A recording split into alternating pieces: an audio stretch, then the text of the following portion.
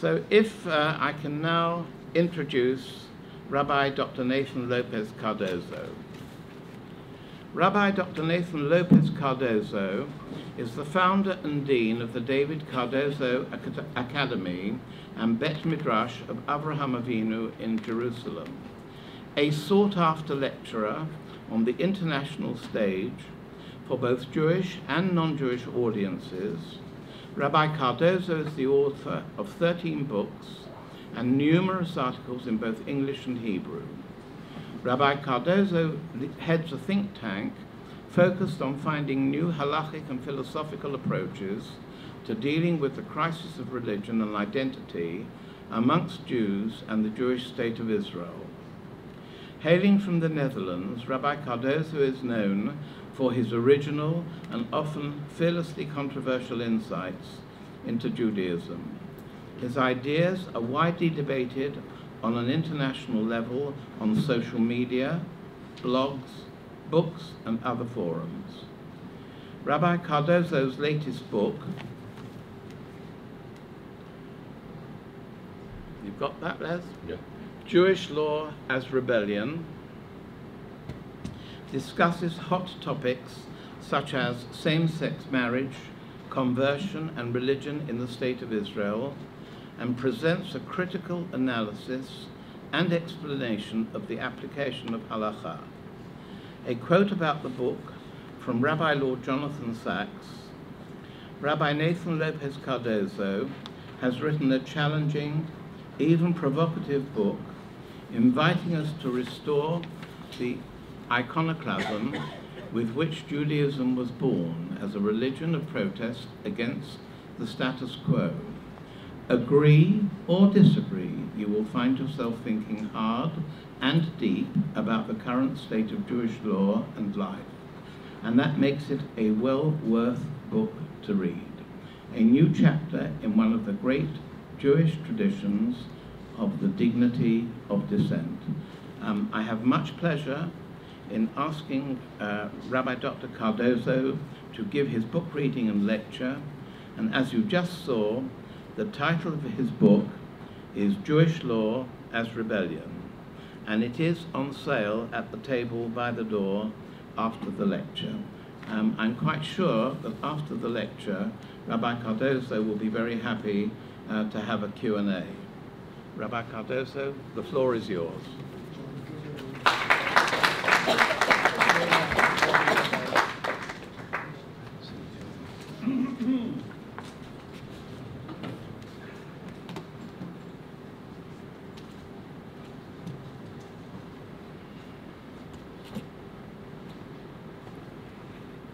Erev Tov, everybody. Can you hear me? Yes. Yes? Good. First of all, my thanks to you, David, for making this possible, arranging this, and again, meeting many of you who I know from the past and some new faces as well. Always an honor to be here. This is a very special community. I've spent over the years many Shabbatonim here, and it's always been a real pleasure. I also, obviously, please send my best regards to you, Rabbi Katz.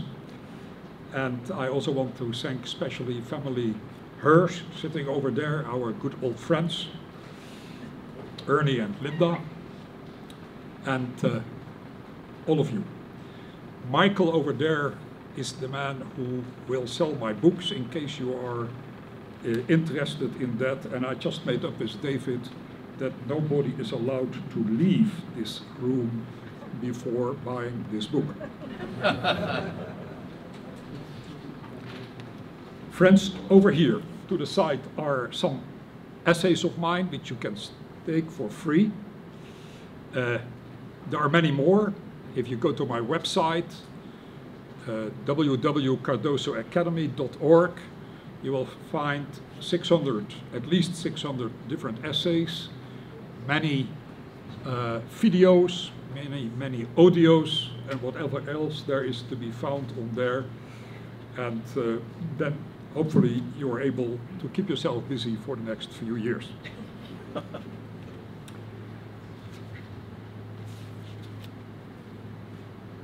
I want to make it clear that tonight I want to speak about the topic which I have discussed before in many different ways in this community. But actually, before I do that, in case you would like to receive my weekly thoughts to ponder, I'm told that about 50,000 people now receive this every week. Then just put in your name over there, and there's another sheet over here. Doesn't cost any money.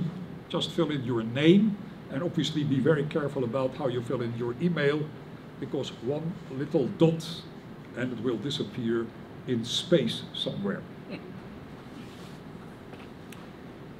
The topic which I want to discuss tonight relates obviously to my book, my new book, which is creating quite a lot of discussion here in Israel and beyond. We are actually trying very hard to get it translated into Ivrit. There's great interest in that, and we hope that we are able to fulfill that mission. Let me tell you a little bit about the book, and then I will develop the book actually beyond what is being written, because in the meantime, obviously, that's the way how it should be, one keeps on coming up with some new ideas which were inspired by my own book. Sometimes you agree with yourself, sometimes you disagree with yourself, it's only logical, and that is the way how it should be. And I want to share some of that information tonight with you. It's going to be unusual, probably not what you expect, but deeply related to the Jewish tradition, committed to the Jewish tradition, and I want to make it very clear that in my opinion all what I have to say is completely within the misgaret, as we call it in Hebrew, within the parameters of what Orthodox Jewish tradition is all about. To be quite honest, I have no clue what the word Orthodox means, because the truth about it is there was never such a concept as Orthodox Judaism. It is something which was created after the Reform community came in existence about 150 years ago. Before that, it was called just the Jewish tradition, or as we call it in Hebrew, Yahadut. And that is my life work and my life commitment. Over the many years that I've been studying the Jewish tradition, and I've learned for about 12 years in Haredi yeshivot, and I know that world inside out, I realized that actually the Jewish tradition is even much more beautiful than what I heard in these 12 years, or what I studied within these 12 years. Deeper, faster, broader, and it only made me to fall more in love with that very tradition. We just celebrated a great momentum in Jewish history. That we are allowed to be part of that is something very special. And that is the State of Israel 70th birthday. Our grandparents and great-grandparents have been waiting for that for 2,000 years. And you and I had just the great zechut and merit to be there just at that time. And that makes us obviously to wonder a lot about who we are as Jews, what the State of Israel is all about, and what is its relationship towards the Jewish tradition, and specifically what I want to discuss tonight, to halacha, Jewish law, for the lack of a better word for this, the Jewish way of living our lives, to which many of us are committed, as I am. To come back 2,000 years later to your homeland is completely unprecedented. There's no other nation in the world who pulled this off. We know that all nations which left their homeland, within 100, 200 years, they disappeared from the globe of the world, they assimilated, and we never hear any more about them. The Greeks, the Romans, the Persians, the old ones at least, there's nothing left of them. We are the only one around, nearly 4,000 years old. And then we had, I would nearly say, the chutzpah of coming back home again after we were not accepted and not loved within so many communities, specifically in Europe, especially after the Shoah, after the Holocaust. It hasn't been a very easy 70 years. I suppose many of you have served in the Israeli army. I had the zechut to do so. And then you get confronted with lots of issues which are painful. I just remind you of one little thing which a student of mine made me aware of, which I had never thought about. We have lost in the last 70 years about 25,000 Israeli soldiers. Every one of them is a child of ours, as if it is our personal family. Just remind yourself of one thing. 25,000 people who died is less than one day Auschwitz. Is less than one day Auschwitz. While every one of them is a child to us, and we cry about them, the very fact that it was possible to keep this particular place going and flourishing as it does, all these 70 years, we are now leaders in many different departments of this world, on scientific levels, technology, obviously religion, morality, and many other matters. It's all a miracle that we are surrounded by enormous amount of people who don't like us here. We are confronted every day with that problem. And we just continue to grow. We have lots of children in this country. We are getting stronger and stronger. While we are possibly the smallest nation in the world, we don't even make up 1% of mankind. And we outlived all our enemies. Interestingly enough, except for the Germans, all who tried to kill us, not one of them is around anymore. As if there's a rule in history, if you touch the Jews, on the end you're going to pay the price. We are here constantly in war. My wife and me, Baruch Hashem, have been living here for 42 years, and we have obviously experienced quite a few wars, as you have. Badly enough, there's a lot of infighting taking place in this country, which should not be the case. There are problems of corruption. We have constantly, Baruch Hashem lately, not as much, but terrorist attacks. We have a huge refugee problem here, people coming in. There's still poverty in this country, which is a great scandal, to be quite honest. Especially when it comes to people who survived the Holocaust and don't have enough to eat. Things which I do not understand, and how can it be that this happens in this country? But all of that overlooks one fact, and that is the identity of the state of Israel. What is this state? Medinat Israel. Is it a Jewish state? Is it a state of Jews, which is something different? Is it a state of all its citizens, as we sometimes hear? These are very crucial questions which we need to deal with.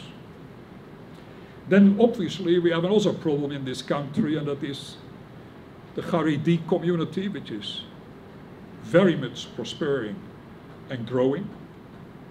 We have modern Orthodox, we have secular Jews, we have Reform, we have conservative, we have humanistic Judaism. There are all sorts, and all of them are here to be found within this country. And it creates a lot of tension. If you just think about something which I just last Sunday wrote about in the Jerusalem Post, the conversion problem, 400,000 non-Jewish, halachically non-Jewish people living in this country, but all of Jewish background. What are we going to do with them? If we leave it the way as it is, then in another few years we will have 600,000, and in another few years we have 800,000. And as you know, I have a very specific way of looking to that and trying to solve that problem, and some of that stuff is left over here to my side. And then there is the largest Jewish problem, as far as the state of Israel is concerned, and that is democracy versus the Jewish tradition. This is a serious problem. We are officially a democracy, meaning to say that democratic values here, and I would nearly say Baruch Hashem, are the way in which we run this country. But it obviously clashes with some of the Jewish, especially traditional Jewish sources, who really do not allow us to be a full democracy because we must make sure that this place stays Jewish. But when I use the word Jewish, then the question is, what do you mean by that? And there are many different interpretations about that, from left to right and from right to left. The reason for that is, in my opinion, is the following. And it's very important to remember this. Nobody ever thought about a democratic, let's call it semi-secular Jewish state. Nobody in the last 2,000 years thought about that possibility. There were two ways how the rabbis dealt with Jewish identity. One was, as it is being discussed in great lengths within the Jewish tradition, the one which many of us come from, living in galut, living in exile as a minority, and trying to stay Jewish, religiously Jewish as much as possible. That was one option. And the other option, which was discussed by our sources, was the Messianic state. That is to say, when the Mashiach would be here, we would return to our homeland, and then we would run this particular place in according to all the Jewish halachic values. Nobody ever discussed the question, what are we going to do that we start this state before the Mashiach is coming, or has come? As is exactly what happened in 1948. We took our fate in our own hands, especially after the Holocaust. We moved back to this country. Incredible miracle. But suddenly we were confronted, especially the halachic system was confronted with something it never had spoken about. A secular, democratic, Jewish state. And that creates lots of problems. It was already Chief Rabbi Herzog, the first Chief Rabbi of Israel, was a tremendous scholar, who wrote at the time, we are really not ready for a secular Jewish state because we never put our mind on it. We were or living in Galut, or we were thinking about the Messianic age. And now we are confronted with a new condition which the halakha did not respond to because there was no need to respond to it because we were not in Israel and we were not yet in the Messianic age. And therefore we are lacking sources. We are lacking information. How are you going to do that? Especially when still a majority of Israelis is little connected with the Jewish tradition. No doubt it is getting better, but we are not there yet. What are you going to do about the democratic state, which is secular in principle? And all of us, by the way, also many people who are not dati, I hate all these words, want this to continue to be a Jewish state. And then obviously there's an enormous debate about what do you mean by that. An ambiguous situation. Somewhere beautiful, from another point of view, very dangerous. If you don't know what you want to do with this state, and now we more than ever are confronted with this because our grandparents, when they came to this land, they had something else on mind, and that was how are we going to get this state off the ground? Now that we are there, and we are no doubt going to stay there, whatever our enemies may think, the fact is that suddenly it somewhere flies us in the face, and we're going to ask ourselves the questions and just follow all the debates in the Knesset and the Supreme Court, and you will see how complicated that story actually is. Now, there's a very interesting thing about this. It is very typical of Israel, the state of Israel, to be great in solving what I call short-term solutions. We are excellent about this. I'll tell you what I mean in a moment. What we are not at all great about is to solve long-term solutions. What I mean is that if you look around, you constantly see that we are busy and we are brilliant in this to solve these short-term solutions. For example, in the field of security. Whenever our enemies attack us, we will find an answer. We have developed here technology in a way that nearly nowhere else in the world has been done. We have anti-missile systems, most of them invented by ourselves, sometimes together with the Americans. We have Iron Dome, I don't have to tell you about them, against the Qassams. We have now found a way how to discover terror tunnels. Today I read that we have even found them in the sea, in water, and we found them. And we will continue to do so. Nobody can beat us there. And that's fantastic, that is remarkable. But when it comes to the long-term problems, making peace with our neighbors, well, that is a whole different story, and we haven't been very successful there. We haven't been very successful in solving the poverty problem. We haven't been very successful, badly enough, about all the infighting which is going on. We haven't been very successful about solving the problem between the Orthodox, the Reform, and the Conservative. If you just think about the scandal around the Kotel HaMa'aravi, and I've written about that as well, and there's some pages over here where I can tell you what I think about this. This just shows that when it comes to long-term problems, we are not very good, at least not at this moment. The same is true about halakha. Halakha, we have fantastic solutions on a short-term basis. We are able to overcome many issues. If you think about the aguna problem, which is a major problem in this country, I suppose we all know what that means.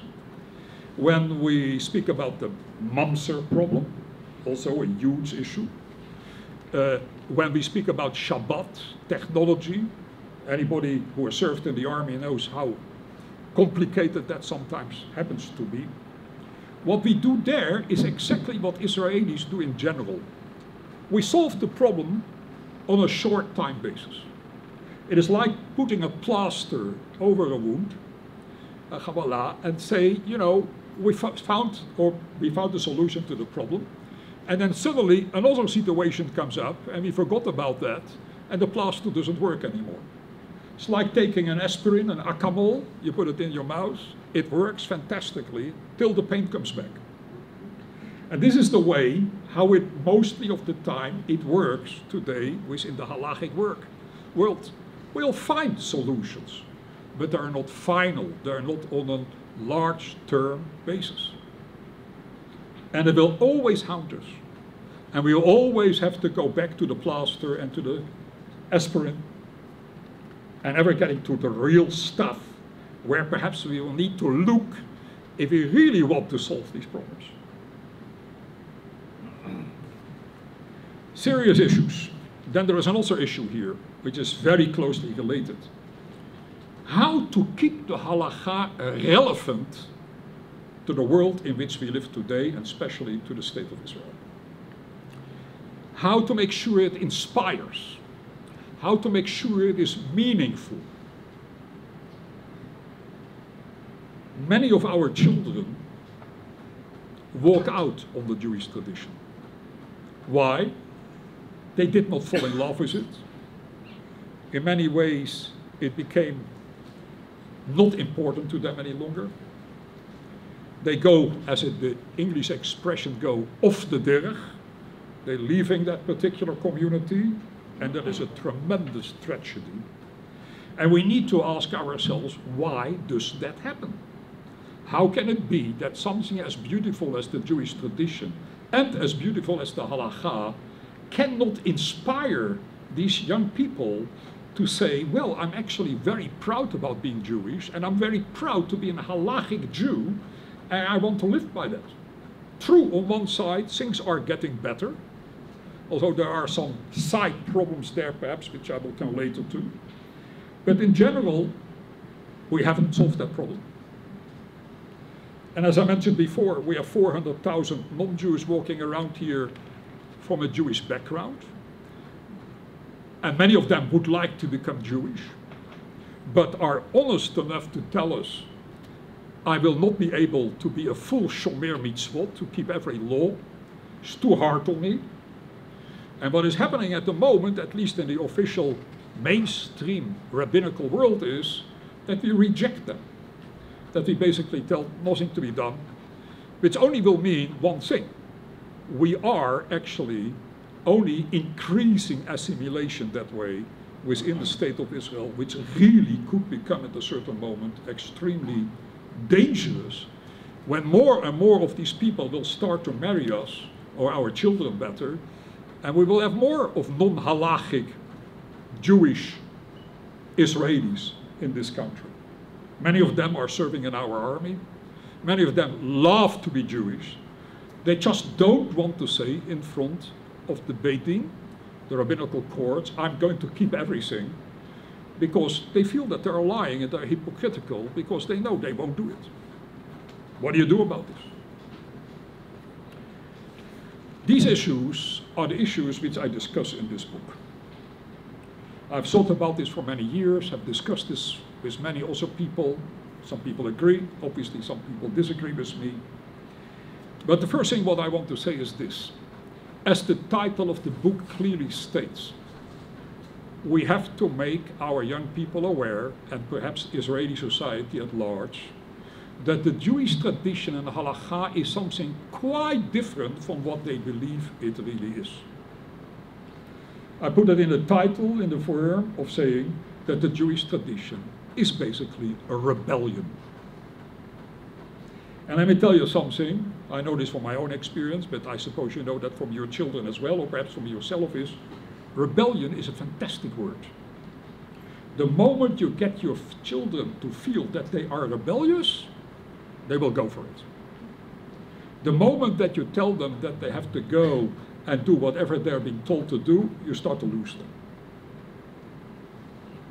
The Jewish tradition is a rebellion, starting with the first and greatest rebellious Jew ever around, called Avram Avinu, a few thousand years ago, who then brought this to his children, Yitzchak, Yaakov, and so on, all people who stood up against the world of their days and protested and said, this is not the way how to live your lives.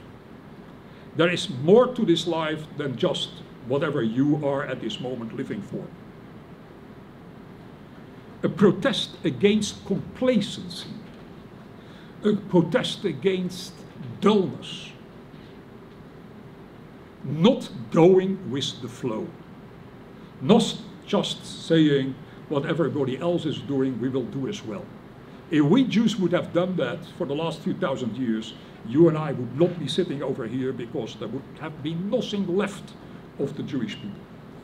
It was because of the fact that we protested, that we objected, that we said there are higher values in this world, and even when very few people at the time were prepared to buy into it, we continued that tradition till this very day. 400,000 non-Jewish Israelis could no doubt, many of them, be somehow convinced of the greatness and the uniqueness of being Jewish if we would bring the Jewish tradition in the way I just described. We most of the time don't do anything of that. The Jewish tradition is a wake-up call. It is asking us not to take life for granted, not to take our Jewishness for granted, because there is nothing in this world which should ever be taken for granted. Everything should be seen as a surprise, as an amazement, and a moment of tremendous reflection to say, how tremendously great it is to be Jewish, and above all, the mission which we have towards the rest of the world. Not a mission in the sense of becoming missionaries and trying to make people Jewish, but to bring the great values of the Jewish tradition to the rest of the world, so that they will recognize the existence of God, that they will recognize the moral principles of what they call the Bible, and many more things.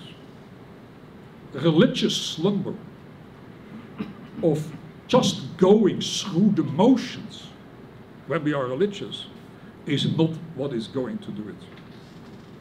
If we don't listen today to the voice which spoke a few thousand years ago at Sinai, via our Chumash, via our whole tradition, and we realize the nature of that very thing, which first of all is protest, is meaning, is rebellion, is showing that there is a deeper meaning to life and that we should all be living in amazement for all the wonders around us, whether it is a flower, our own lives, or anything else.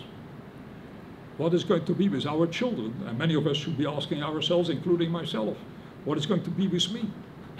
Just to go through the motions? Well, and then comes obviously the big question about the state of Israel. What does it need to be? In what way should it reflect what I just said? Not too many people have been writing about that. There have been a few people. There was a man you probably haven't heard of, but who did a very great job that was long before the state of Israel was established.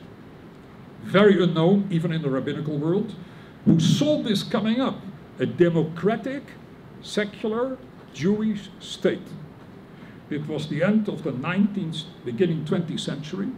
Somebody by the name of Rabbi Chaim Hirschen's son, one of the great thinkers and halachic authorities of the day, lived in America, lived in Europe, lived afterwards, I think, in Israel as well, 1857 till 1935. Then there was Rav Herzog, I just mentioned before. There have been people closer to our time who have been writing about this problem. Rabbi Eliezer Waldenberg, for those who know the halachic world, he is known for his famous work called the Tzitz Eliezer.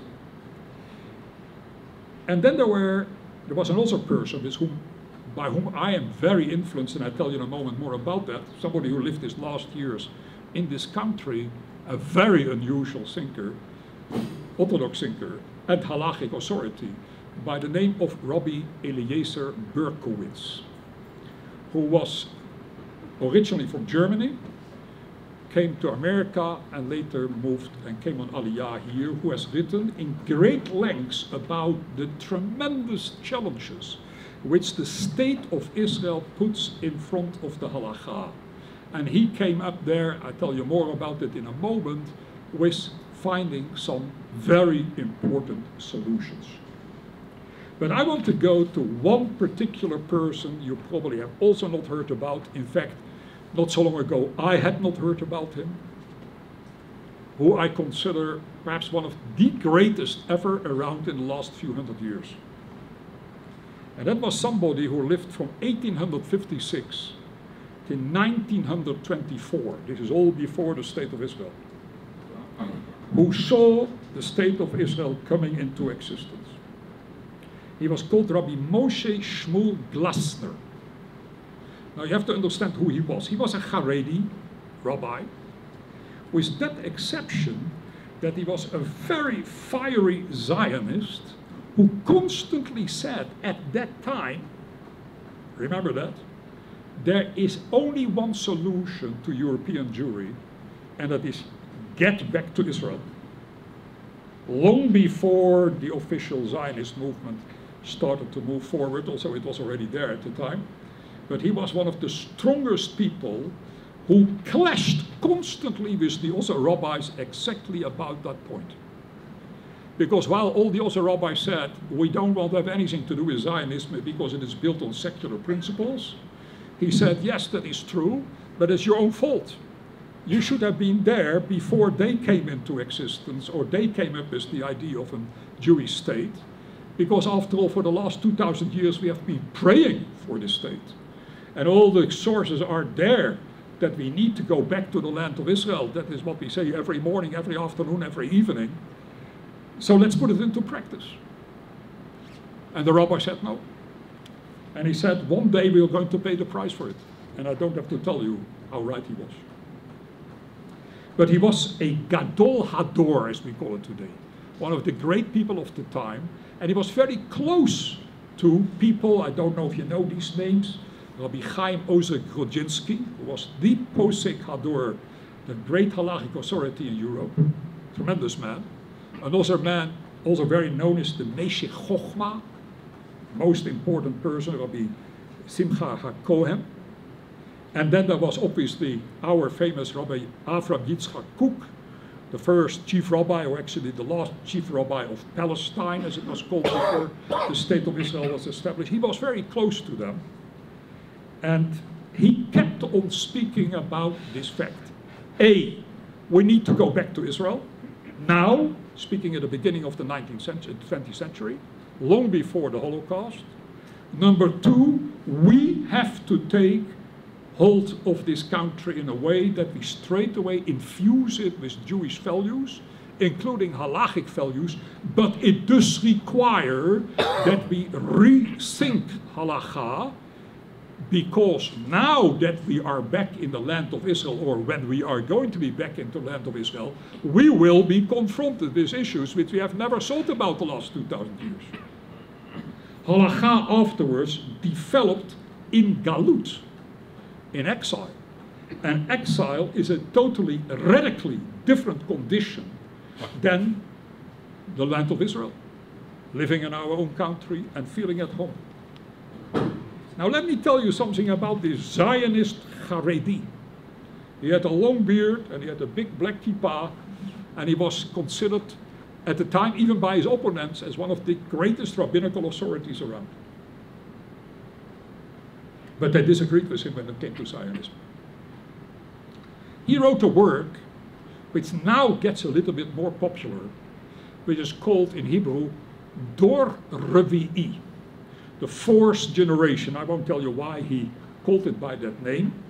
And in there he wrote a pirush, a commentary on Masechet Chulin, one of our Masechtot in the Talmud, where in the Hakdama, in the introduction, he wrote a long understanding and an insight into what actually halacha exists of and how it works.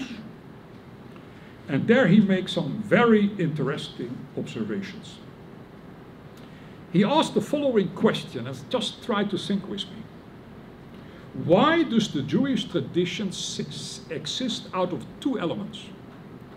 Torah shebichtav and Torah shebal peh. The written Torah, the 5 books of Moses, as we call them, and the whole Torah shebal peh, the oral Torah, which we now know via the Mishnah, we know via the Talmud, the Yerushalmi, the Jerusalem Talmud, and so on. He says, why was that at all created in the first place? Why is a text not good enough? And then he says the following, and it's quite remarkable and it is quite unconventional, but he proves his point left and right from all sorts of different statements coming from Chazal, from the rabbis and the sages of Israel. He said you have to understand, there was a law, quite known, that it was forbidden to write down the oral law. That was absolutely forbidden.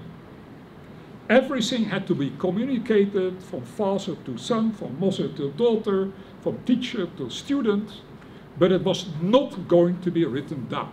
This was at the time absolutely forbidden. He says, why? He says, for a very good reason. The moment you start to write something down, you freeze it. You start to make it stable, but you put it in time and it can't move anymore. Anything that is written down, once it's been written down, and I also know about that. You can't do teshuvah afterwards about it because it's written down. The moment you write something down, you can't go back and say to the editor or better to the publisher, no, I want you to take this out. The book is already out. And that's very dangerous because that makes a book stagnant, any book.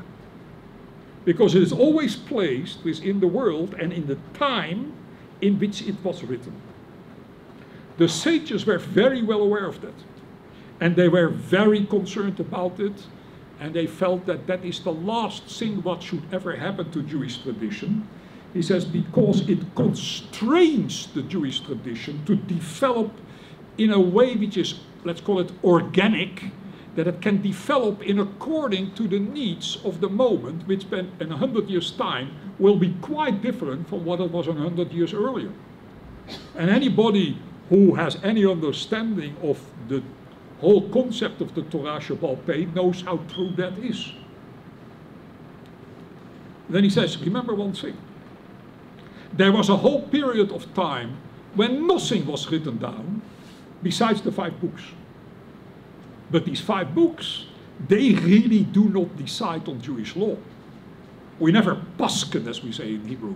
We never decide Jewish law about what is written in the Chumash. We do that in according to what the oral law says about it.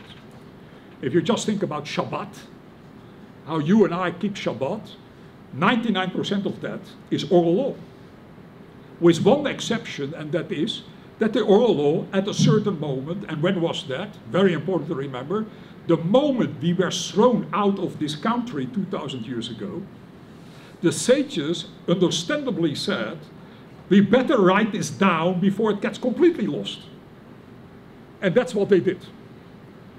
And then, and I use here more or less the words of Rabbi Glassman, a terrible thing happened. And what was that? The Mishnah. A terrible thing. Because the Mishnah was the first move stagnating and freezing Jewish law. It got written down, it became final, it couldn't develop anymore, at least not at the time when this was all written down. And he says that created an enormous amount of problems because what it meant was that much of what the oral law originally was somehow left behind. Besides the fact, which is a fact beyond any doubt, that we also lost a lot of the oral law. Because many things are not mentioned in the Mishnah. The Mishnah is probably a very small part of what was once the oral law, much larger. It got lost. Most of it, we don't even know anymore what it is. The only way how we can still find something of that is back into the Talmud. Because what does the Talmud try to do? The Talmud tries again to unfreeze the Mishnah. Because there you get the debates. In the Mishnah there are a few debates, Beit Shammai, Beit Hillel, and a few more like that. But the real debates start to come about again in the days of the Talmud. But then another strange thing happened. He says that was a great thing, because again it opened up the discussion about and the development of oral law. But then we got a rule, and he maintains that there is no such rule ever to be found within the Jewish tradition, that after and with the closure of the Talmud, the Talmud took about 400 years to write. After that, there suddenly became a rule to say that you could not challenge anything anymore, what the sages had written in the days of the Talmud, or said in the days of the Talmud, and there's again a closure. And that closure basically continued till this very day. The Talmud has the last word. There are good reasons for that, because after all the Talmudic sages were great people, had tremendous knowledge, were deeply religious people, who understood quite well what their responsibility was. But whoever came up and actually said that once the Talmud was written up, there was nowhere anymore to move forward, and we are completely now left with this information, is basically, in according to his opinion, making a mistake. It is again stagnating the Jewish tradition in a way which was never meant. Was it necessary? Yes, but for very bad reasons. Galut, exile. We were living in a world where we were a minority of a minority, where we did not have any power, where we had to stand up against anti-Semitism and a lot of un-Jewish and anti-Jewish ideas. So therefore there was a need that suddenly we said, you know, we better make up our mind how we are going to survive exile. What do? You codify Jewish law. Because now there is a need by which all of us are somehow going to live by conformity. If you want to build a Jewish community, you need conformity among its members. Because if everybody does something else, you will not have a community. And if you have a community which is so small and you're surrounded by often an anti-Semitic world, you are not going to survive. So therefore, somebody, example, like Maimonides, started to write his famous codification of Jewish law, which is a brilliant work, a genius work called, and I'm sure you all know about it, the Mishneh Torah. If you think about this work, which still till this very moment, all great scholars, Jewish scholars in the world are completely taken back by that work, of its originality, of its seder, the way how it was step by step developed, the beauty of its language. I remind you of the fact, if today somebody would have to write something like the Mishneh Torah of Maimonides, you probably need a few hundred rabbis working on it for a few hundred years, and then you still won't have what Maimonides produced. And then I remind you of another thing, which we know from a letter of Maimonides, that he wrote the Mishneh Torah at the time between one patient and his next patient. He was a doctor. He had little time to write. So the 5 minutes in between, he wrote the Mishneh Torah, which is absolutely remarkable because there's nobody who would ever pull anything off today. But what happened was that Maimonides did away with the organic development of Jewish law. He finalized it. He said, this is the halakha. And he did it brilliantly. There's no doubt about it. In fact, he nearly never mentions minority opinions. He never nearly mentions differences of opinion. He is the one who is koveya, as we say in Hebrew. He will decide, and no doubt he has more knowledge than anybody else, but he is the one to decide, and to my total surprise, and I cannot explain you why he wrote that, in his Hakdama, in his introduction to the Mishneh Torah, he writes, now that I wrote the Mishneh Torah, you don't need to learn Talmud anymore. Which is an absolute surprise. Because what he did by that, he took the music out of the Jewish tradition.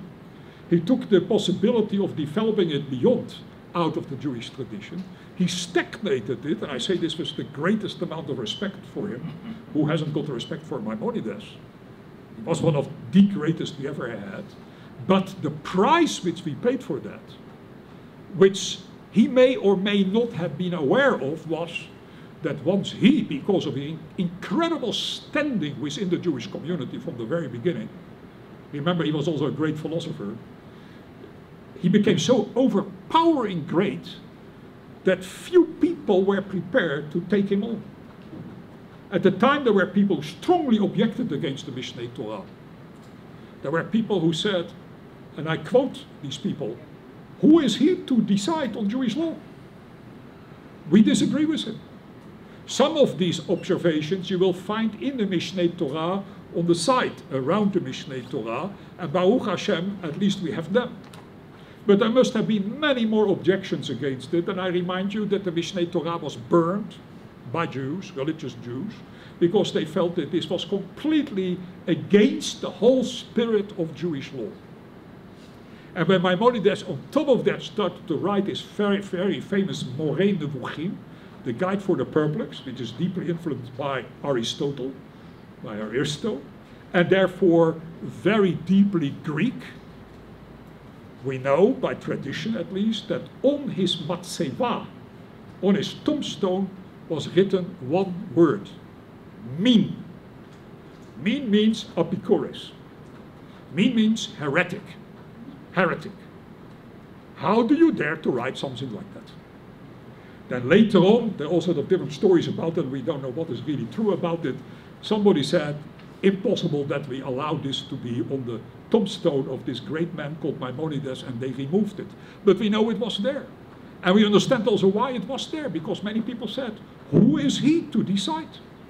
We straight away agree that he was one of the greatest ones, but here he has done something which runs against the very spirit of the Jewish tradition. That Maimonides did that, I fully understand. We were living in exile. We needed a code, a codification, where we would all circle around. We needed to build big walls around us against the non-Jewish world before we would assimilate, and therefore codification was necessary. And then many hundreds of years later, 17th century, it happens again. The Shulchan Aruch, the Codex of Jewish Law, which we still use today, on many occasions, which does not again, or not anymore, discuss anything which is about Israel. Maimonides still discusses Israel as an option. He speaks about the Shemitah year, he speaks about the Yemei HaMashiach, about the Messianic age. He still has this broad idea about the Jewish tradition, even so it got stagnated. When Rabbi Yosef Karo, the great Rabbi Yosef Karo, who was also a tremendous scholar, started to write the Shulchan Aruch, he focused purely on Galut. He doesn't speak about Shemitah, he doesn't speak about Yovel, he doesn't speak about all the things which only apply in this country. Why? Who would ever need that? It would only be needed again in the Messianic age, so we'll see then by that time how to deal with it. At the moment we need to deal with the facts down here on the ground, which is Europe, which is Poland, which is Spain, Portugal. Let's focus on that. But it again meant to say that the codification ultimately led to stagnation. And that is, says Rabbi Glassman, one of the greatest tragedies in Jewish halachic history. Why? Because what happened was that instead that the halakha continued to do what it always did, open to discussion, different possibilities, developing it far beyond, but obviously on principles which we believe came from Sinai, which is in itself a long story, I shall not go into this now. That all stopped to take place while we were living in Galut. How bad is this? It was good for Galut, but it was very bad for the state of Israel. Because what it meant was that when we came back to the state of Israel, we were suddenly confronted with a problem of an halakha which was developed on the very foundations of Galut, of exile. It was thinking in exile terminology. It didn't think about possibilities, what would come up over here.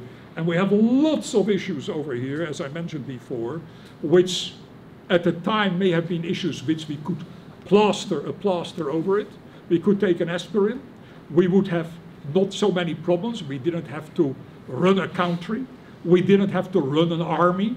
We didn't have to run our own affairs. It was all left in the hands of the non-Jews, and we were sitting on the side and did our little thing within the Jewish communities, as many of you come from and I come from as well, in my case in Amsterdam. It became a religion. There was Christianity, which lived its life, and there was the Jewish tradition, which lived its life. Surrounded or around the synagogue, the rabbi, and for the rest, we were citizens of this world, but there was never a Jewish government anywhere. There were many Jews who served in different governments, like in Holland, like in non-Jewish governments, like in Holland, like in England, in America. But to run a Jewish state, like we have to do since 1948, was totally and completely absent. And therefore, Rabbi Glassman says, how could we ever, on the basis of that, develop an halakha which is organic, which is original, which is natural, the way how it was originally meant, when it was not all codified and not all stagnated, if I may use that word for a moment, so that we now can apply it on a whole different, radical different situation. And that is the state of Israel. We haven't done that. Rabbi Herzog at the time warned for this. Some other people warned for it. It won't work. And what we now see is that it doesn't work. And now the question is, what are we going to do? The answer obviously is that we will have, and this is far from easy, to go back to the original oral Torah before the Mishnah and to see what happened over there, because that is still an oral Torah which is much more authentic than anything which we had afterwards. And that's the reason why he writes. And remember, he's a tremendous Talmudist, and he was learning Mishnah every day without any doubt, and Talmud every day. He was at the same time saying it was ultimately a tragedy, because what happened to the Jewish tradition is, or the halachic tradition is, it was brought into a particular shlav, as we say in Hebrew, a particular dimension. There we kept on developing it, and forgot to develop it on this side, and forgot to develop it on this side, and therefore we were left on the end in 1948 with a situation which we could not really deal with, because nobody had done anything about it.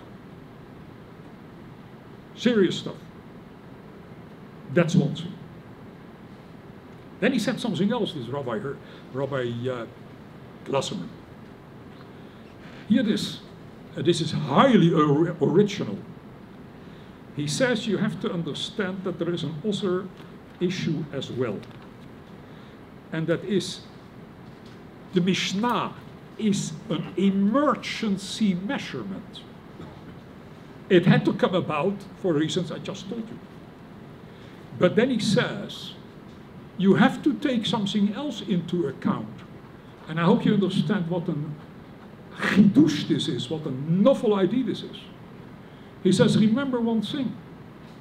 In the meantime, in a non-Jewish world, especially in our days, ethical principles have been developed in the non-Jewish world, which are great principles. Whether or not they keep by the principles is a different story. But morality has moved forward. And many things, and I will give you in a moment a few examples of that, which at the time, a long time ago, were accepted, we say today they are amoral, they're immoral, they're anti-moral, anti-ethics, and we need to change all those of them to make a better world. Ethical principles. And then he says the following. If the non-Jewish world comes with new, better ethical principles, then in according to halakha, we need to accept them. Don't come and tell me, no, we don't have to accept anything from the Goyim, because if the Goyim tell us that, there is nothing to it. No. If they come up with real great ideas, then we should somehow introduce that into the halachic system. And he says, we have always done so. And suddenly it became forbidden. And nobody knows why. Except that the Jews had such, obviously for good reasons, such a bad experience with the non-Jewish world, that they basically said, let the non-Jews say whatever they have to say, we won't any longer listen to them. But he says that won't work. He quotes a Gemara, a Talmudic statement, very interesting, long story, in Sanhedrin 59a, where it says, where the question is being asked, is there something which is forbidden to the non-Jew and is permitted to us? In other words, the non-Jew is no longer allowed to do that, but by our code, we are allowed to do this. He gives some examples which now are a little dated, so I'll give you some examples, what I'm thinking, I'm sure about, that he would fully have agreed with that. Take, for example, the following question. You and I today, I hope so, take it for granted that you can only marry one woman. How did we get to that? Jews used to have many women. Just think about Tanakh. Many of them had quite a few women. There was nothing wrong with that. Who is the man who makes an end to this all? Rabbeinu Gershom, as you all know. Why did Rabbeinu Gershom suddenly come with this ruling? Which was accepted, at least by the whole of the Ashkenazi community, not completely with the Sephardi. I'm a Sephardi, but I'm still married to only one woman. He says the reason is very obvious. The non-Jewish world had decided that you can only marry one woman. It is ethically much better. Because there's always strife between two women who are married to the same man. We see this already in Tanakh. Just think about Leah and Rachel. It is not a good situation. For whatever reason, the Torah permitted it. But once the non-Jewish world says, we are no longer allowing this, Jewish law cannot continue and say to the Jews, you can continue to marry two women. No. Why? For a very good reason, says Rabbi Glassman. Because they were right. And the moment that the non-Jew is right about this, it is a better society when only one woman is married to one man, and not like we had it in the days of Tanakh, then we need to accept that. And that is the reason why Rabbeinu Gershom started to make that point, and it got accepted by nearly the whole of the Jewish community. But it was an hashpa'ah, as we say in Hebrew. It was influenced by the non-Jewish world. He would not have gone this on his own if it would not be a fact of life around us among the non-Jews which we are living. Think a little bit further with me. This may sound a little radical, but it's clearly what he is indicating here. Today, we consider women equal to men. It is engraved in modern jurisprudence. A woman in principle has the same rights and the same duties as a man has. It's part of democracy. It's part of a better world. Nobody can deny that. In the past, women were looked down on as inferior. And that was true about Jewish law as well. True, we treated our women much better than the non-Jews. We secured them. Just think about the ketuvah, which we signed under the chuppah, a kind of life insurance for her in the case that her husband walks away or he dies. Nobody, by the way, had anything like that. This is the first form of insurance ever to be known in the world, and it came from us. The ketuvah. So we definitely did much better with our women than everybody else did. But it cannot be denied, and that is true to more or less this day, that still she stands on a secondary level. And you know quite well what problems that creates for our society today. What are we going to do about this? Think about the following. Something which comes up every day. If a woman wants to get divorced, she needs to receive a get from her husband. And if he doesn't give it, she's stuck. Just a woman, suppose you read about it a few days ago, was freed after so many years of struggle.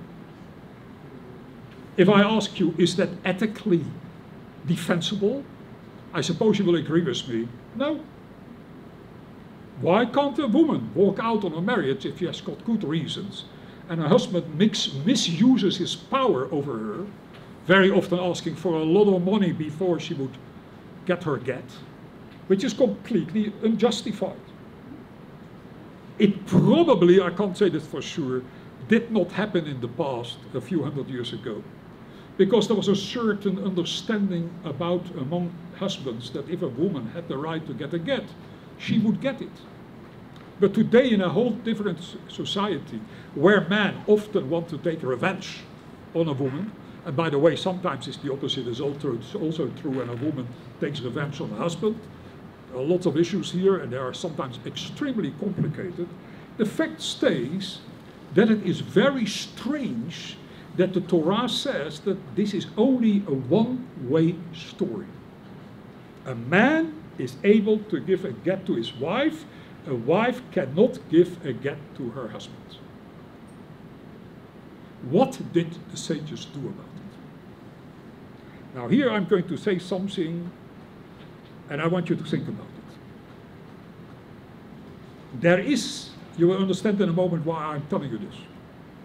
There is a discussion by Maimonides why it is that there is something like sacrifices in the temple, or altogether sacrifices in the Jewish tradition.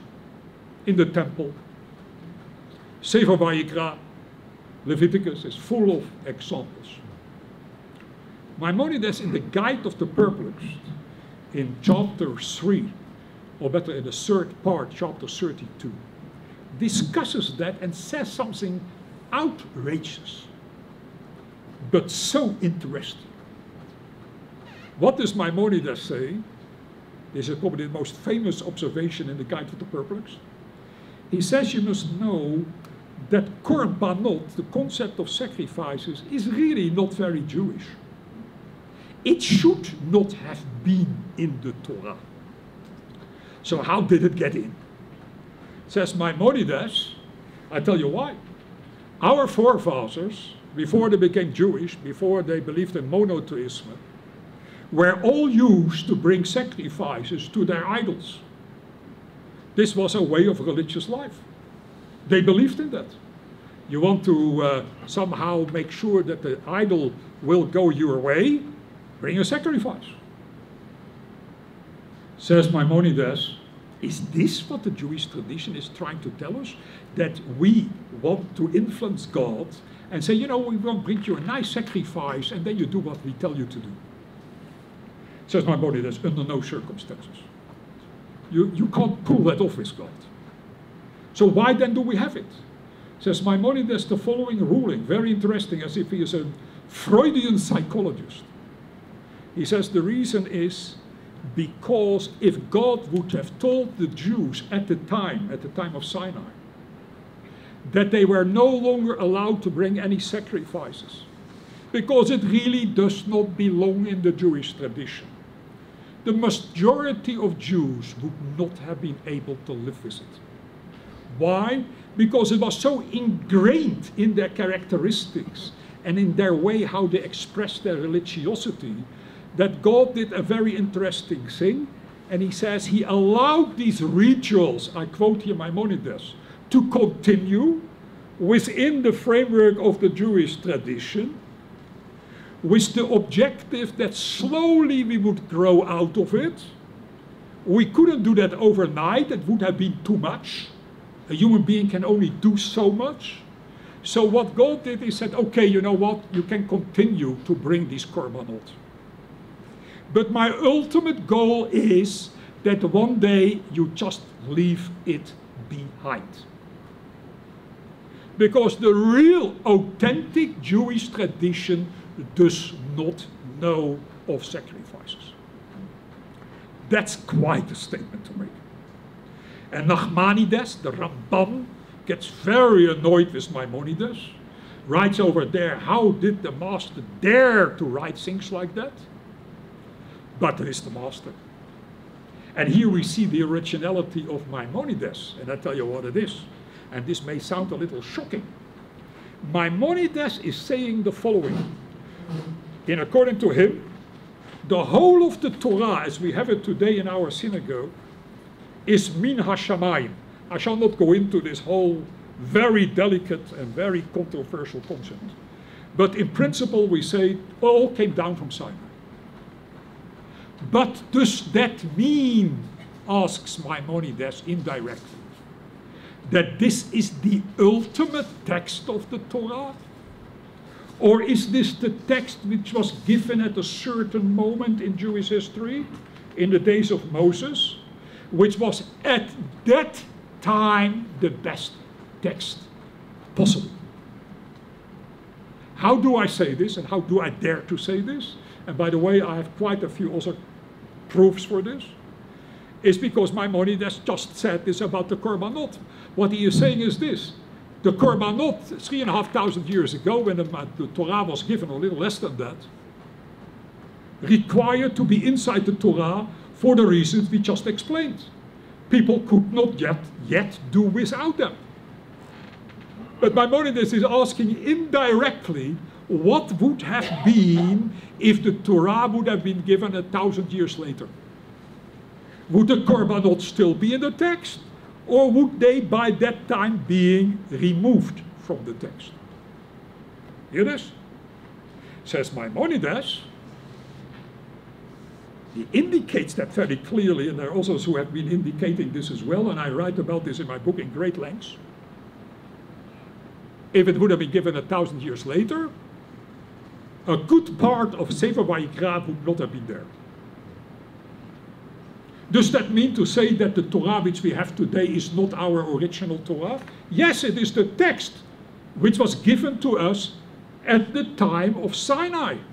That was a time when the Korbanot, when the sacrifices were still needed, as he explains. But if 1,000 years later the text would have been given, or 2,000 years later the text would have been given, then the very same text, all from God, from beginning till end, would have been a different text. You hear? Maimonides is putting an historical dimension to the Torah text. He says the beauty of the Torah is that the Torah was given at a certain moment, but teaches us at the same time, remember, at that moment it was the best text available. This was what now was needed.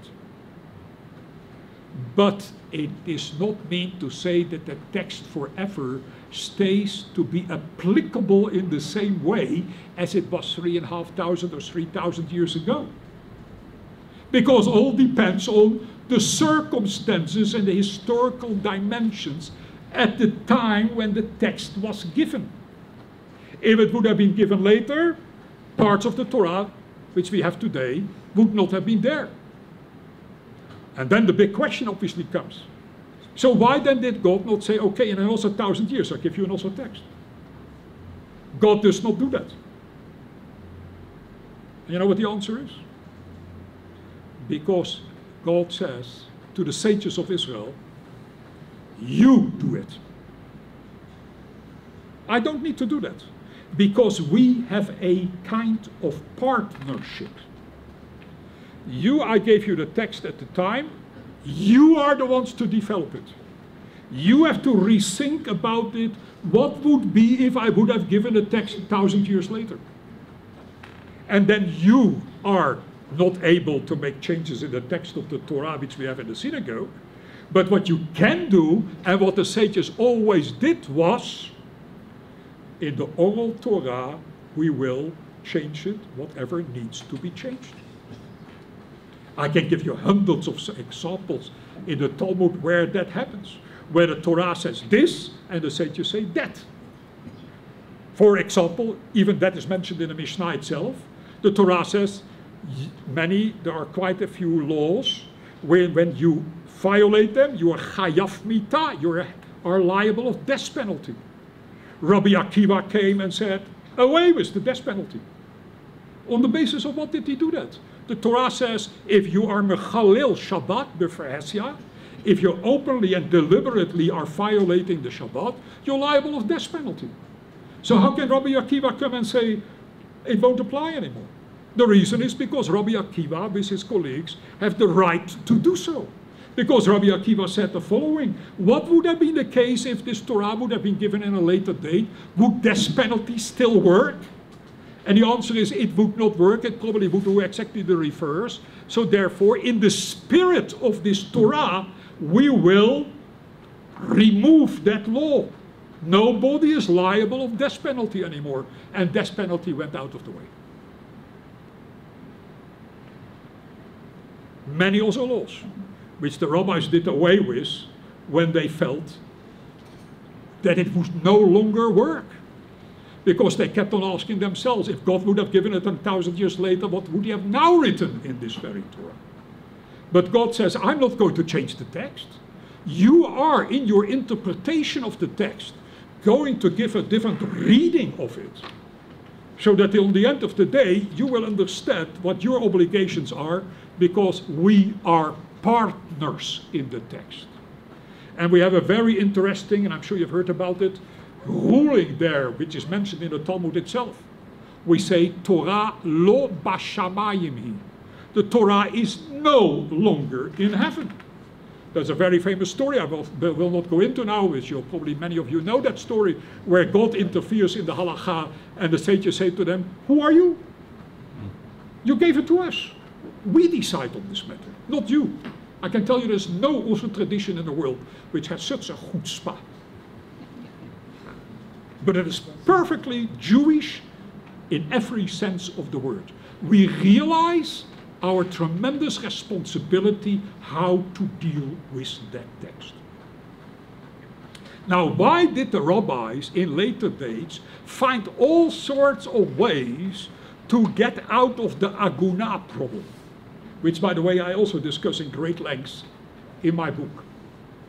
Many times, they came up with what you and I would call far-fetched kind of ideas, ideologies, arguments, which if you would objectively look to them, you would say, come on, you are violating the text. The text says A and you say B. It happens all the time throughout the Talmud. And the answer is that the sages say, that's our obligation. We have to update the text, not in the sense of changing the text in the Torah, the Sefer Torah, but we are updating it via the oral Torah. That's our obligation. If things change, we will have to do that. They have done the most remarkable things there. They were able, therefore, to free many agunot. They were able, in remarkable ways, also discussed in this book, how they got out of the problem when a child was clearly a mamzer, and they found a way. Very often it looked very far-fetched, and they say, he's not a mamzer. I know myself about quite a few cases like that. They did that for the following reason. That is exactly what the text expected from them. That is what God expects from them. Let's develop that Torah together. I gave you the original text, but remember that text is not something you can just apply, because you have constantly to think about the implications of this text, and yes or no in the way how this particular text would actually work in the new conditions. And now comes the point of this rabbi, and he says, remember one thing. The Torah grows with the new ethical principles of the non-Jewish world. If the non-Jewish world suddenly comes up with a great ethical idea, all men are equal, women and men are equal, there cannot be any distinction, they have different functions, but they are equal, we cannot come and continue the Torah by saying something like, no, the woman is inferior. What they did not do, and I must be honest with you, I do not really know why they did not say at the moment, when the Torah said that a man can only give a get to his wife, was because in that time that was the normal way how people got divorced, in the non-Jewish world as well. It was always the male who had to take the initiative. They did not say, from now onwards we declare that a woman is also allowed to give a get to her husband. Not clear to me why they did not do that. But what they did do is the following, it came down to the same principle. If the principle is properly applied, we make the life of the husband so completely impossible that he has no option but to give the get. In other words, the woman can force her husband to give a get. The reason why that does not happen today is because we are sometimes much too nice to these husbands. We put them here in Israel in jail, but the Torah asks for something else. Lashes. Makot. Now, we are very civilized and we don't do that, and because of that very reason, the women are still not being divorced because the husband says, okay, I'm sitting in jail, I get my breakfast and my lunch and my dinner, so why should I do anything about that? And therefore there is no doubt something to say for, it sounds highly uncivilized, but if this is the only way how you get a woman to get a get, is by saying to this fellow, or you give her a get, or you get lashes till you give the get, it would work perfectly. Why? Because of one very good reason. That was the original purpose behind it. So you see how it works. I'll give you another example.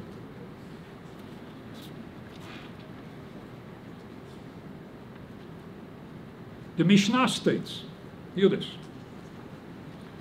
If on Shabbat a fire breaks out in your home, can you violate Shabbat, throw water on the fire to stop burning down of your house? Says the Mishnah, no, you cannot do that. You have to let your whole house burn down to pieces. Comes the Rabbi Moshe Isserles, living in Poland, and says, but wait a moment, that is only when the non-Jewish world will not get upset with us. Because if they live next to us, and therefore their house also starts to burn down, we will have a lot of anti-Semitism, and we can't allow that. That's dangerous because they may take revenge on us. Therefore, you are allowed to extinguish that fire on Shabbat. Ask Rabbi Glassman, and what are we going to do in Tel Aviv, where everybody is Jewish, where we cannot use the argument that the Goyim next door will get upset with us? Yeah, the Jews will get upset, but that's a whole different story. Says he the following. He says, in my opinion, you can also extinguish that fire on Shabbat in Tel Aviv. And there he comes with a remarkable argument. He writes about it, Tzarich iyun gadol. It needs a lot of investigation. But then he comes out and he says the following. Hear this. Constant poverty is worse than being killed.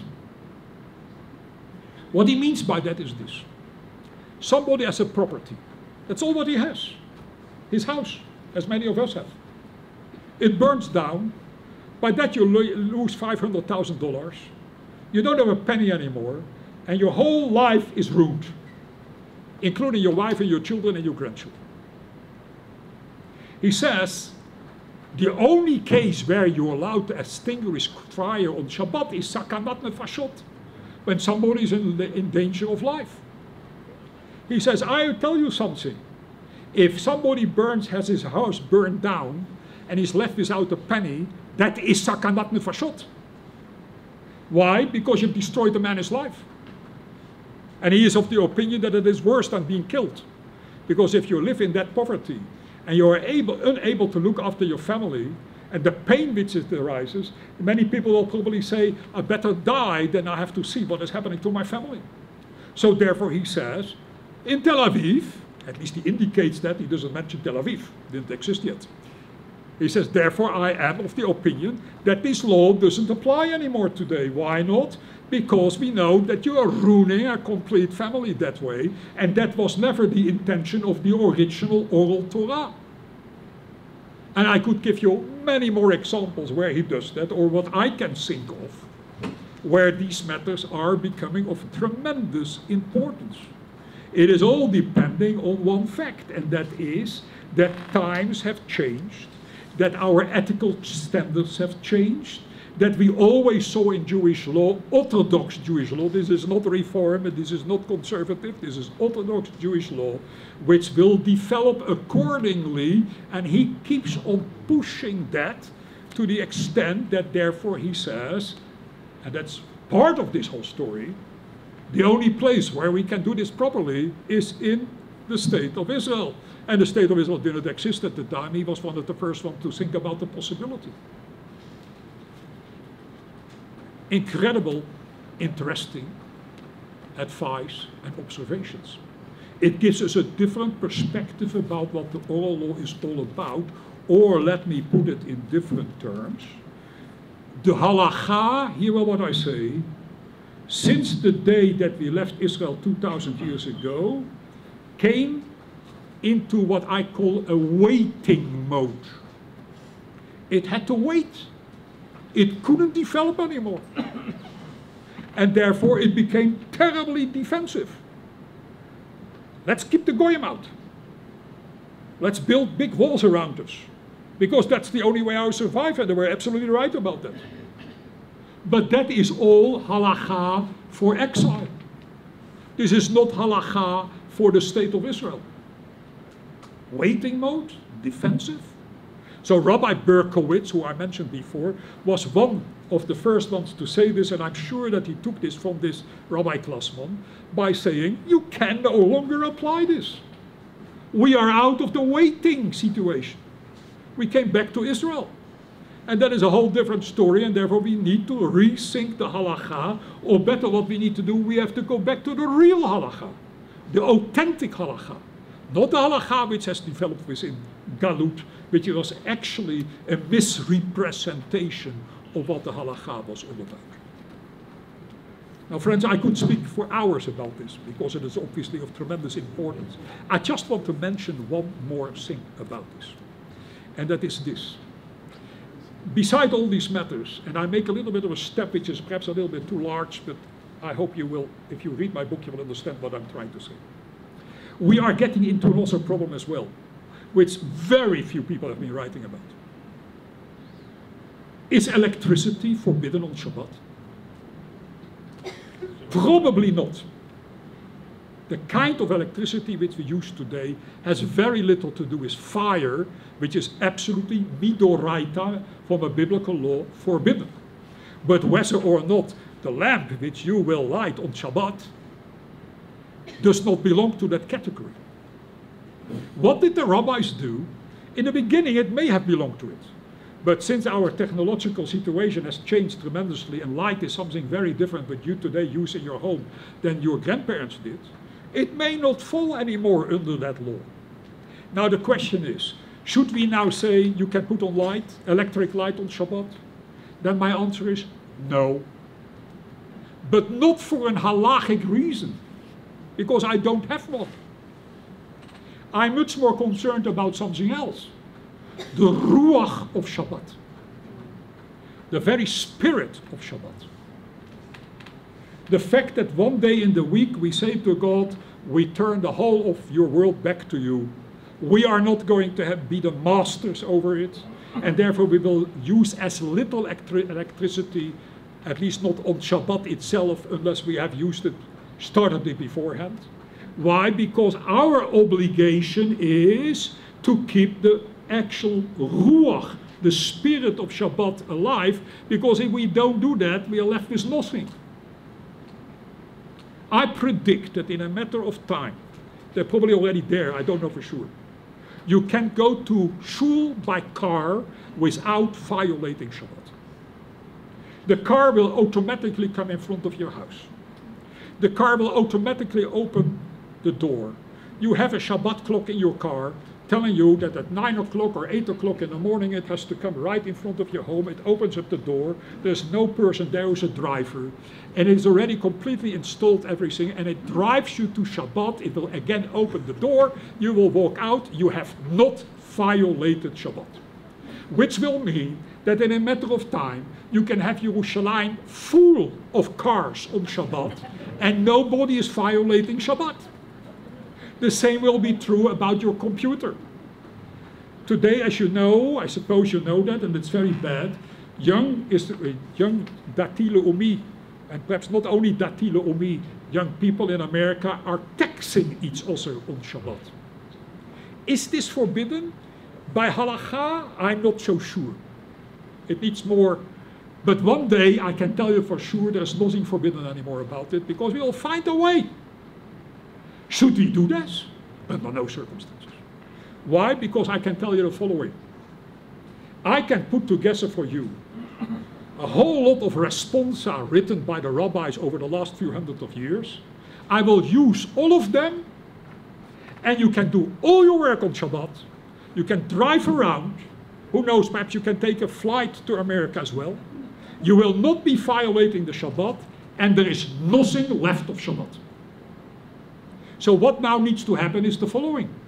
we must make sure that we are not looking into Shabbat only from a purely halachic point of view, but above all from an ideological point of view. How are we going to keep the Ruach of Shabbat alive? And the answer is, don't put light on Shabbat. I wouldn't think of it, even when it is absolutely permitted. I would not go into such a car because I know I ultimately will destroy the whole idea of Shabbat, the ideology of Shabbat. And so I can think about many more things. This is most important. And I predict that this will happen.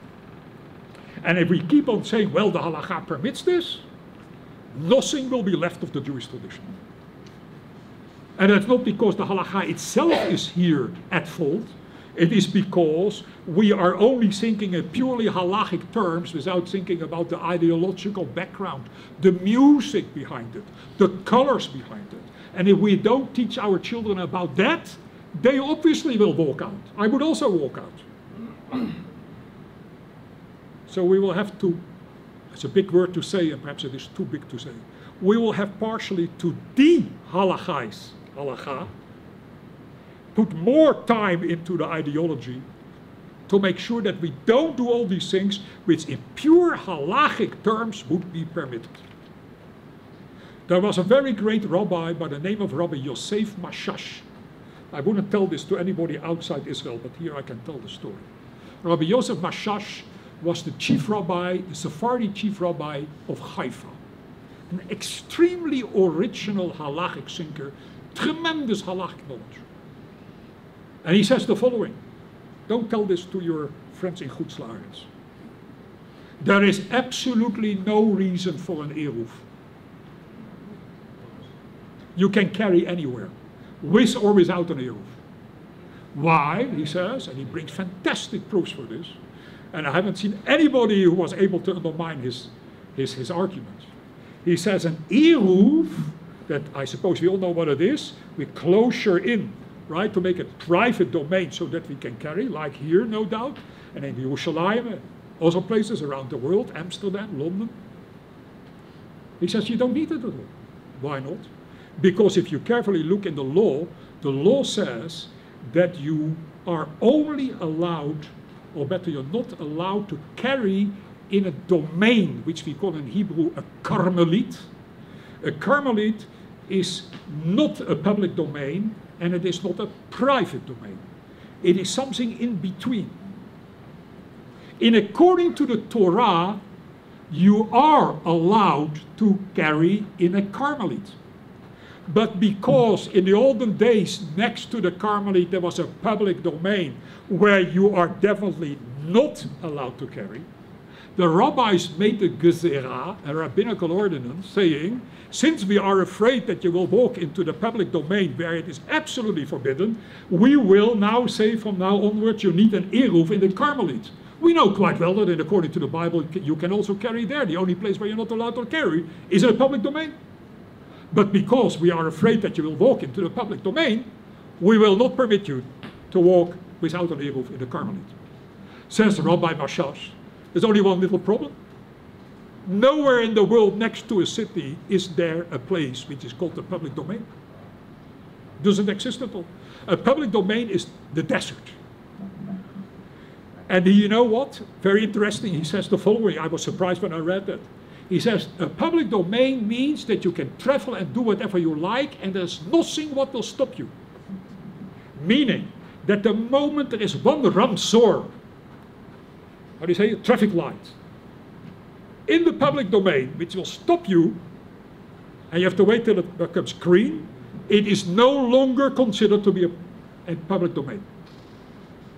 You show me anywhere in the world where today there is a public domain, except perhaps in South Africa or in Africa or places like that. And there, if there would be a Carmelite next to it, you will need an eruv. But he allowed in Morocco, from where he originally came, and where they could not build an eruv, he said, I will permit you to go and carry in the Carmelite without an eruv for the very good reason that there's really no reason anymore for it. Now, if you ask me, Rabbi Cardozo, are you telling us that we are allowed to carry in the public domain? My answer is no, under no circumstances. You know why? Because, and I once spoke about this here many years ago, there is a fantastic idea why we don't carry on Shabbat. I have no time to go into this now, I wrote about this. It is very important not once in a week to carry. As once in a week a need to carry only yourself. It's a form of authenticity. So therefore, don't carry. If you ask me, is this purely built on halachic principles? The answer is no, because Rabbi Mashas has basically undermined them. But Rabbi Mashas would definitely tell you, don't carry. Why? There's an ideology behind it. We shouldn't lose out on that. And so I can continue for hours. I finish with one thing, and that is this. We have to realize that the meaning of religion and the meaning of halakha is that we are constantly living in amazement. That we should never get used to anything. That we should not take life for granted. We should not take the Jewish people for granted. We should not take the state of Israel for granted, because there is nothing to be taken for granted. It is all wondrous. It is all amazing. It is all in many ways a miracle in which you and I live today. Probably not anywhere close to anything else which has happened in the last 2,000 years in Jewish history. And that is the ultimate goal of halakha. If you make a bracha in the morning, or whenever you eat or drink something, you say, Bogat Hashem. You know what that means? It means this, I once said this before here. If you take an apple and you put it into your mouth, before you put it into your mouth, if you really know what you are doing, you should say in good English, wow. Why? For a very good reason. How is it that I like the apple? How is it that I can swallow it? How is it that it does all the good things to my body? How is it that all that what is not good leaves our body again? It is all totally miraculous. So what should you be saying before you put that apple into your mouth? You should definitely say, wow. Now there's one question, how do you translate wow in Hebrew? And you know the answer. Baruch atah Hashem Elokeinu melech haolam she'akol nהיה bidbaro. That's the reason why we say a bracha. It is a statement of amazement. And that's the beauty behind the Jewish tradition, because every time where it has an opportunity, they will say to you, be amazed. Because it is the basics of religiosity. Religion means not to take anything for granted. It is an objection against the secularity, which often is a form where we do take the world for granted. And by the way, there are many secular people who are amazed, and therefore they are really religious, even when they may not always live exactly according to halakha. But that is one of their major purposes. It is the protest, it is the rebellion against taking things for granted. So let us hope that we live in that spirit. I tell you once more, your grandchildren can easily go around in a car on Shabbat and they will not violate it. Make sure they don't do that. But you cannot do that by coming up with another halakha, but you can come up with it and say, listen here, do you understand what Shabbat is all about? The beauty, the greatness, the music, the paintings, the colors behind it. We will have to go back to that. Because if we don't do it, they will just walk out, as they are doing at this very moment. It is an enormous tragedy for which there is no reason at all if we just would bring this halakha in the proper sense of the word to ourselves, our children, our grandchildren. May God grant us that possibility. I thank you very much.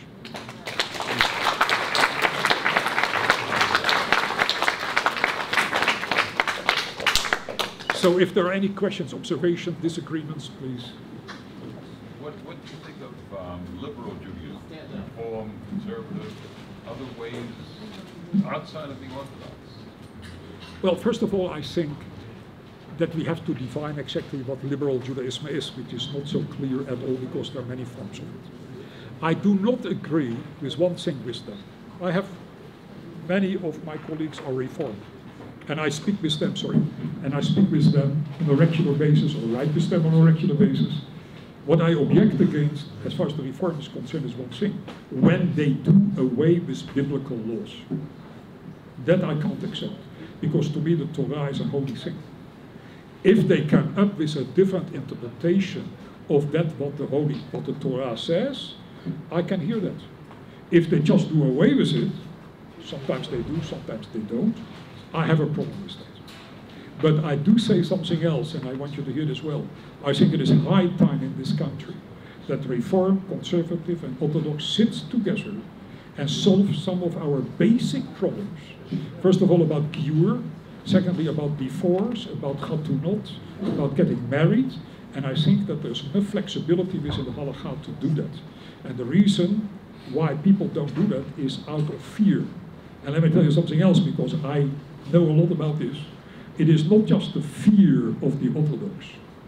It is also the fear of the Reform to suddenly come to the conclusion that they may have had it wrong as much as the Orthodox sometimes have it wrong. It goes both ways. And I have been sitting on panels like that where the real fanatics were the Reform, and not the Orthodox, and not me.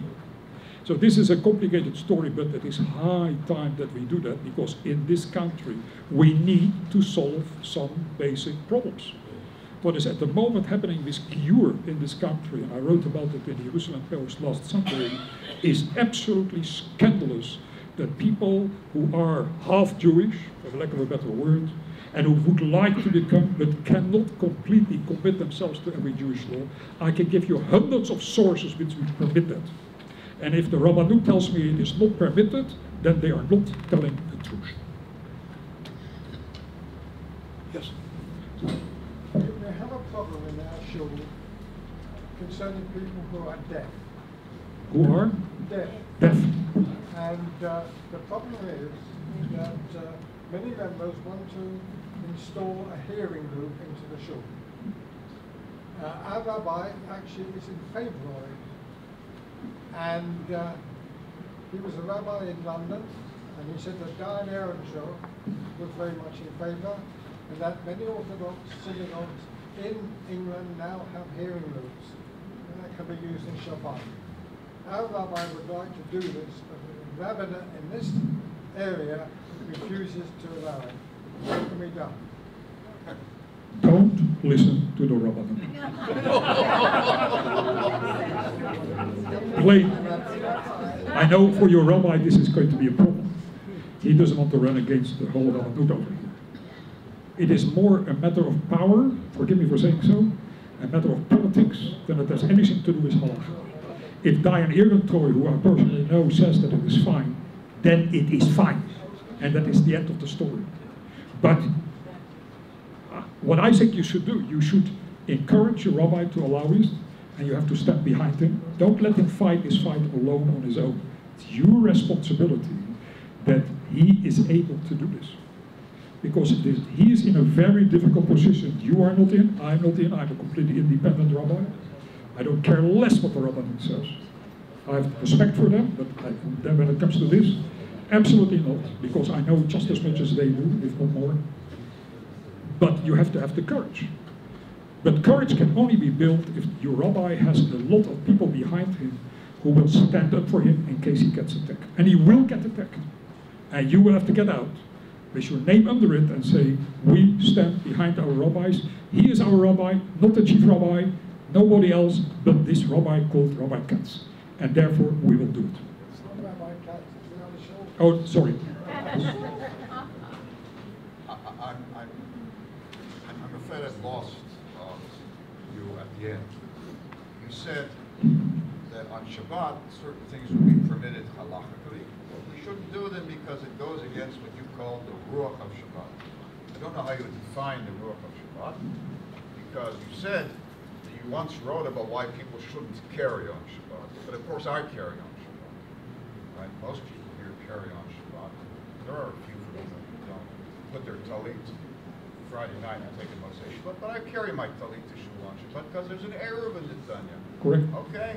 And so I carry on Shabbat, and I carry everywhere in Israel because there's an Eruv everywhere in Israel. Now I understand in some neighborhoods in London there's an Eruv, in other neighborhoods there isn't an Eruv. The same goes in New York. So if the Ruach of Shabbat is not to carry, so then why do we have an Eruv which allows us to carry? Because to use the same idea, there's a big debate in Israel about public transportation on Shabbat. So maybe it will be possible very soon to have autonomous cars or buses, which will allow transportation on Shabbat, and then we won't have the problem. It'll be halakhically correct. Would that be going against the rule of Shabbat? No and yes. I tell you what I mean by that. Coming back to, can we first to the first case concerning carrying. The reason why the rabbis instituted the Eruv, and according to the Talmud it was Shlomo HaMelech who did that, King Solomon, was exactly for good reasons. Young people can't go to shul if they have little children, which they need to carry to go to shul. The rabbi said, we will have to find a solution to this, Eruv. But that doesn't mean to say that we should just carry that beyond such conditions. I have said many times, I've said this also to Rabbi Ehrentoy, when Rabbi Ehrentoy introduced the Eruv in London. I once said to him, I said that in front of a community there, I said, okay, once in 4 weeks, don't carry. Why? Don't lose the idea that there is tension in the halakha between practicality, the children. You want to take to shul, you want to go to shul, and you don't want to be isolated. That's the reason why the Eruv is there. But at the same time, there is an also value, and they are no doubt clashing. You have to find a middle road. And a middle road would be, okay, use it when you need to go to shul, when you're children, but once in a while, perhaps only the father or only the mother, don't carry. Why? Because there is a great ideology behind it. I'm very serious about it. I myself do this also. Anywhere in Israel today you can carry, right? But it is good sometimes to say, there is an idea behind that. Let me for one Shabbat keep that particular case.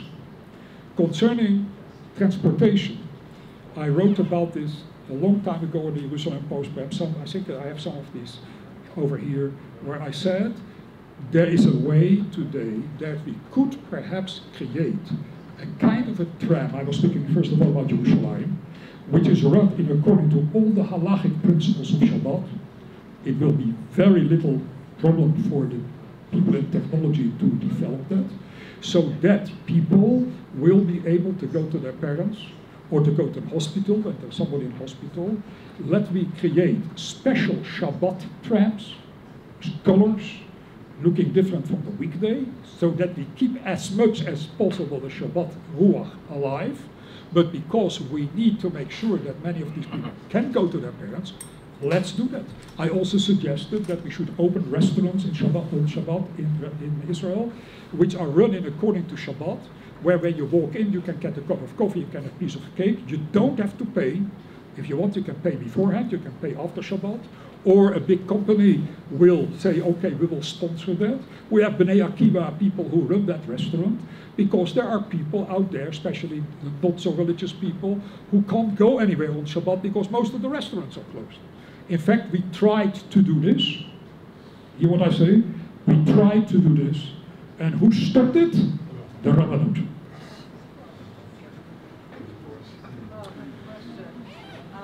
How do you envision the future in Israel, let alone the whole Jewish world, where halakha would be accepted to be carried out in the same manner by everybody? Though we have Mizrach, we have Sfarad, we have Ashkenaz, we have Hasid Gur, Hasid Chabad.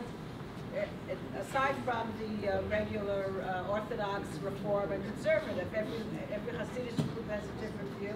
We have Marit Ayin, also, which is a concept that you see someone else walking down the street and he's not doing what you think should be doing, and causes embarrassment, let alone halachic problems.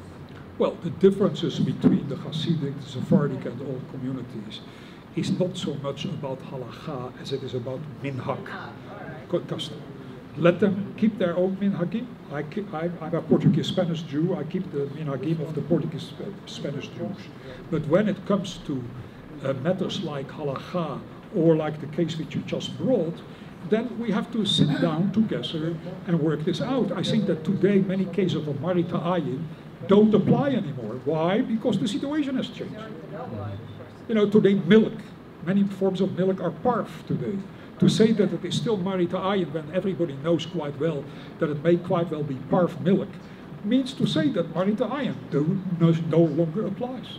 And we can do that on many other cases as well. The biggest question is who's this we, that we sit down and who's the authority to decide what? Nobody is the authority, let me say something very dangerous, but you. All right, that's the way it is That now. what I mean to say is that very often what we see in the Talmud as well is the people ultimately decided what was acceptable to them within the framework of halakha, and once that was accepted, the rabbis had to go along with it, speaking about democracy.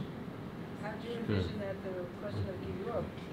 You mentioned As that I said, rabbis as I mentioned before, The rabbis have to sit down. Which rabbis? there are many rabbis, including myself, that's it. There are many rabbis, including myself, who have enough reasons, enough sources to say that even when somebody is not completely Shomer Shabbat, or is on the way, or you can make him part of the Jewish people and later on you will teach him how to love the Jewish tradition, that is all possible within Jewish law. And nobody is going to tell me that it is different because I know the sources. Many of these sources are mentioned in this book, and we can definitely work it out. There's only one word, a good English word, guts. The Rabbanos? I don't have to answer you that question.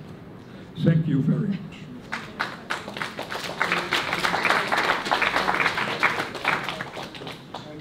And also the Ladies and gentlemen, it's time to say thank you to Rabbi Dr. Cardozo for an amazing evening. And I'd actually like to use his words to thank him. The first word is wow, of course. And the second word is that he has given us thoughts to ponder. And those who read his regular work, Thoughts to Ponder, will recognize what an amazing thing it is to have another perspective, to start thinking of things again. That's without in any way, hopefully, infringing the halakha. So thank you very much indeed, Rabbi Cardozo. Thank you very much for coming this evening. And finally, we always here have a presentation which we like to make to our lecturer.